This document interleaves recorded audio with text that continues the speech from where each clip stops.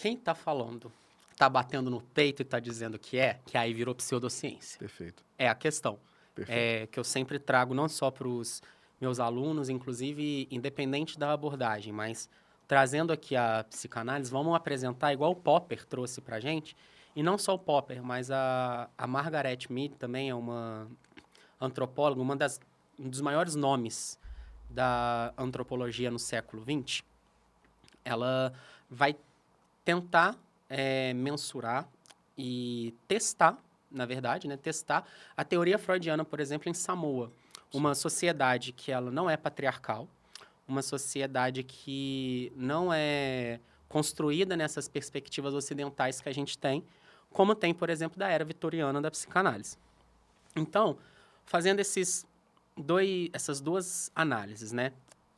O Popper, primeiro, a gente não consegue mensurar esses arquétipos ou essas ideias, essas entidades da psicanálise. Elas não são fisicalistas. Sim. Seja a estrutura, por exemplo, as estruturas, né? Desde, como eu disse anteriormente, né? O neurótico, o perverso ou psicótico, seja as questões de egos, de superego, ego e id. Então, você não tem uma mensurabilidade disso. Outras áreas, por exemplo, igual a filosofia, quando a gente está falando de fenomenologia ou existencialismo, tem também essas questões, que é os famosos qualia, né? O Gustavo Leal Toledo, ele é um professor de filosofia da ciência da UFSJ, que ele tem um ensaio bem interessante que, se eu não me engano, tem acesso aberto. Ensaios de um fisicalista estrito, que é quando você vai tratar desses dualismos enrustidos. Sim. Então, você não tem a mensurabilidade, você não tem o fisicalismo disso. Esse é um primeiro ponto. O segundo é em relação a, por exemplo, Popper, né? Um segundo ponto é a questão da falsabilidade. Não permite falsabilidade, porque é uma visão, é uma cosmovisão, uma ontologia que seja, né? Então, por exemplo, quando você está falando de interpretação dos sonhos, a gente já tem hoje, inclusive, um bom livro para isso, inclusive brasileiro, é o do Siddhartha Ribeiro. Sim. O Oráculo da Noite, para quem tiver oportunidade. É um bom livro que mostra mecanismos neurobiológicos, né, envolvidos na questão dos sonhos e tudo mais, como reguladores normais. Nada mais do que isso. E aí, se os sonhos são manifestação do inconsciente, quando você tem um sonho que parte, inclusive, de uma interpretação, não só da pessoa. Primeiro que, né, a pessoa vai tentar lembrar do sonho dela, que já não ocorre de forma 100%. A gente já sabe Né? bem dos mecanismos a gente já sabe de muito consolidação bem de disso. memória. E você, porque eu lembro que eu sonhei exatamente com isso, isso, isso. É mais o seu cérebro querendo falar, para de falar.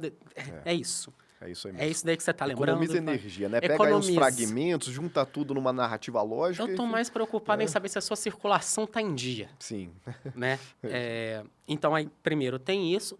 E depois que tem que parte também de uma interpretação de um viés do próprio psicanalista, de interpretar o sonho a partir da interpretação do próprio cliente sobre a interpretação do passado dele. O que, para mim, é a parte mais perigosa, porque a gente sabe muito bem que a memória nunca é uma cópia fidedigna. Sim. O engrama neural, o traço físico de memória no cérebro, ele se desestabiliza toda vez que você evoca aquilo, então você vai adicionando informações da sua visão atual de mundo, e, obviamente, qualquer coisa que enviese a sua interpretação daquela memória vai ser adicionado. E vai poluir aquela imagem episódica, né? Vai poluir. Então, muitas vezes, sem querer, o psicanalista, na boa intenção de fazer o que ele aprendeu a fazer na formação dele, vai acabar induzindo uma percepção do paciente sobre o seu sonho ou sobre sua própria psique. Né? E aí a gente tem esse segundo ponto, né? Que é esse, por exemplo, o problema. Então, e aí a questão do escapismo, na verdade. Porque como que não permite falsabilidade? Porque é uma resposta simples, né? Então, quando o sonho não faz parte da manifestação do inconsciente, então isso vai ser incomensurável, como diria Thomas Kuhn, né? Não vai agregar a perspectiva psicanalítica, então a interpretação dos sonhos vai precisar ser deixada de lado. Sim. Aí vem a resposta, não, isso é resto diurno. Resto diurno. Eu falo, então, meu amor, se eu não tenho como testar, falsear e tratar a sua teoria como ciência, é só não bater no peito e dizer que é científico. Perfeito. É, inclusive, tanto cultural que, como eu estava dizendo a Margaret Mead, nessa pesquisa que ela fez antropológica, ela viu que a passagem da fase infantil para adolescência para adulta nessas culturas que não são patriarcais, que não são, né, ditas, pensadas, né, numa estrutura ocidental, inclusive capitalista, né, de ganho e de perda e tudo mais, esses grandes complexos que a gente tem, por exemplo, como o complexo de Édipo, como a questão de tratar essa fase como uma grande ruptura ou nova estruturação e tudo mais, não vai acontecer. Sim, Então, ela é cultural. E se ela é cultural, ela não pode ser científica. perfeito. Um exemplo que eu gosto de dar é o paracetamol. O paracetamol ele vai funcionar ele é científico porque ele vai funcionar para mim e Sim. também para uma pessoa do outro lado do mundo. Independe da minha crença, independe da minha religião e depende de como eu fui construído culturalmente e socialmente.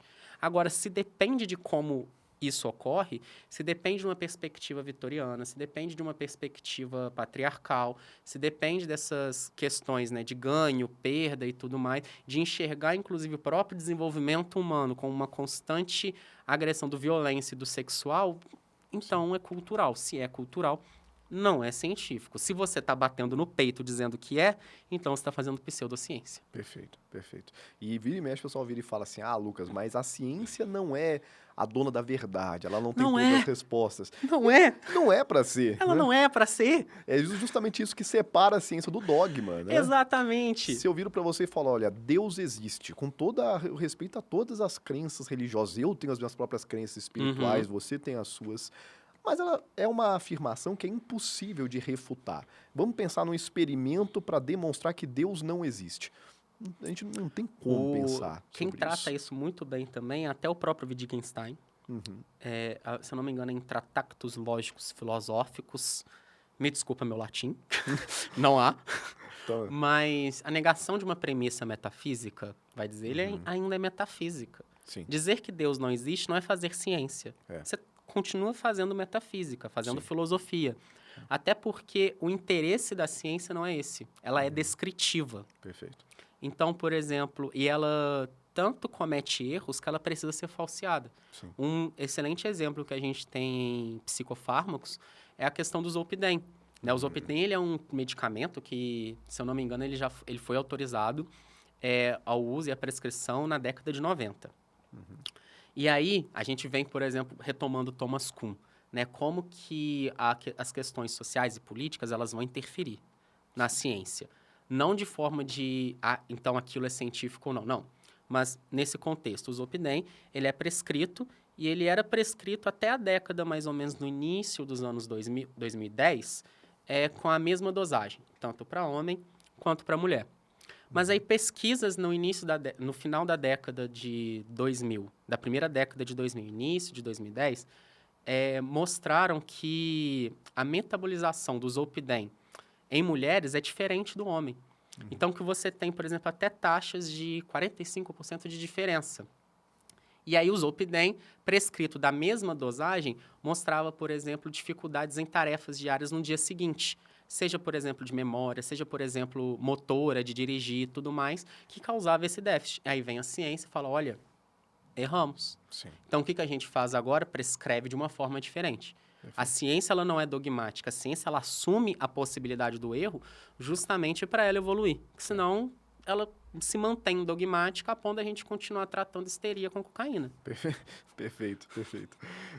Eu acho que essa é a mensagem que a gente tem que trazer desse ponto aqui sobre a minha prática, por exemplo, eu sou psicanalista e o pessoal ali está falando que a minha abordagem ela não segue os critérios para ser considerada uma ciência de fato. Perfeito. A ciência ela não está aqui realmente para poder trazer verdades absolutas. A gente tem aquela famosa frase do Carl Sagan, se eu não me engano, de que a ausência de evidência não é evidência da ausência. Exato. Né? Então, assim, pode ser que tenha alguma coisa que Freud propôs ali que tem uma explicação até transcendental que mostra... Pode até ser, só que aquilo não é observável, a gente não considera científico. E aí que tá. Eu posso continuar sendo psicanalista? Claro que pode, desde que você saiba separar o joio do trigo. Né? Saiba Perfeito. o que é que você pode afirmar, o que você não pode afirmar, as limitações claras da teoria psicanalítica enquanto ciência psicológica, vamos assim dizer, e reconhecer de que talvez se você bater no peito e dizer que tem evidência onde não tem, aquilo já se tornou um discurso pseudocientífico. Sim. E por que eu acho importante a gente trazer também essa honestidade intelectual? Porque aqui a gente está falando da psicanálise, mas existe uma certa um cherry picking, né, que é aquela falácia Hum, argumentativa de você só selecionar algumas informações para defender o seu ponto, claro. de muita gente que fala sobre prática baseada em evidência, que afirma categoricamente, não, olha, a psicanálise é uma pseudociência, não serve para nada, e a terapia cognitivo-comportamental, por exemplo, essa sim é o ápice da evidência humana. Que bom que aqui a gente vai brigar com todo mundo, né? Não, aqui a gente vai. Todo mundo que tá aqui vai sair com raiva da gente. Ninguém vai se safar. Ninguém, a gente já Ninguém. bateu em filosofia, já bateu, a galera da filosofia, da psicologia, da psicanálise, A agora na TCC, nutrição. nutrição, vamos lá. Vamos continuar, que é só verdade. Como eu sempre falo nas primeiras aulas da pós-graduação, que olha, se tem uma coisa que vocês vão ter aqui, é crise existencial. Então, se preparem para questionar tudo aquilo que vocês acharam que fazia sentido.